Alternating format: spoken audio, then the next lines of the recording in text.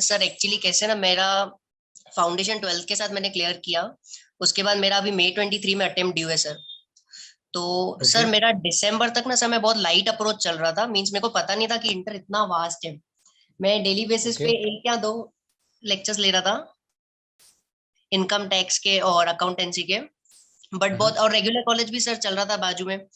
तो मैं इतना सीरियस नहीं था उससे रिलेटेड, मीन्स ऐसे लग रहा था कि हाँ हो जाएगा। बट सर जनवरी से मेरे को फिर पता चला कि नहीं, अंदर बहुत बड़ा कोर्स है करके। तो फिर मेरे को प्रेशर बिल्डअप हुआ सर, तो मैंने किया जनवरी में, मैंने बहुत अच्छे से हार्डवर्क किया सर। तो हम्म। अकाउंट्स और टैक्सेशन का 60% मैंने खत्म किया। ओके। टैक्सेशन में भी इनकम टैक्स मेरे लगभग अच्छे से हो गया, जीएसटी अब पेंडिंग था है। और अकाउंट्स भी सर 70% कर लिया मैंने।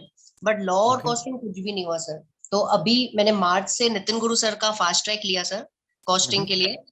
हम्म। और लॉ भी मैंने सर अभी चालू किया है सर। तो मुझे अभी अटेम्प्ट ऐसे लग रहा है कि मैं दूं नहीं दूं, मुझे समझ में नहीं आ रहा है सर।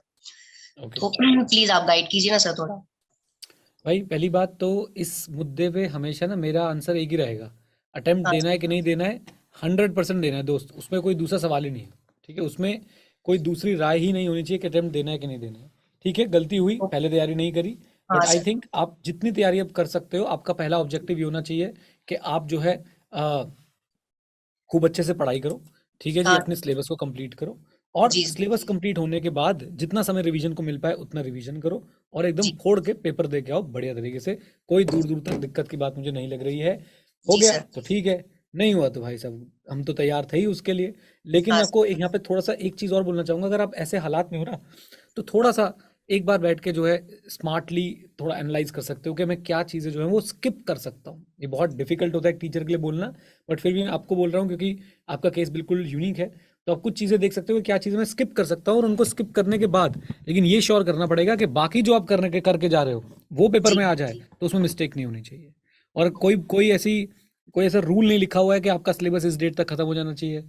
अगर आप ठीक पढ़ाई कर लेते हो आज से भी, तो भी आप ग्रुप 1 निकाल लोगे, कोई ऐसी दिक्कत की बात नहीं है। ठीक है। हाँ सर। सर एक और क्वेश्चन था सर। सर अभी जैसे मेरे को सब्जेक्ट चूज, मतलब अभी अभी जैसे सर कैसे मेरा अकाउंट 60% हुआ है, इनकम हम्म। टैक्स मेरा 70-80% हो गया है सर। मेरा इनकम टैक्स में हम्म। खाली दो चैप्टर्स बचे हुए हैं, बाकी हम्म। जीएसटी पूरा पेंडिंग है सर। और लॉ और कॉस्टिंग 20-20% हुआ है सर। तो हम्म। अभी मुझे फिर समझ में नहीं आ रहा कि 2 महीने में सब्जेक्ट्स कैसे लूँ, मीन्स ऐसे ऑर्डर क्या रखूँ सर दिन में सब्जेक्ट्स का। हाँ, बहुत बहुत बढ़िया सवाल आपने पूछा। आपका ऑर्डर ये होना चाहिए, जो सब्जेक्ट सबसे ज़्यादा बचा हुआ है ना, सबसे पहले उसको उठा लो ओके। और उसको ख़त्म करो, पूरा ख़त्म करो उसको।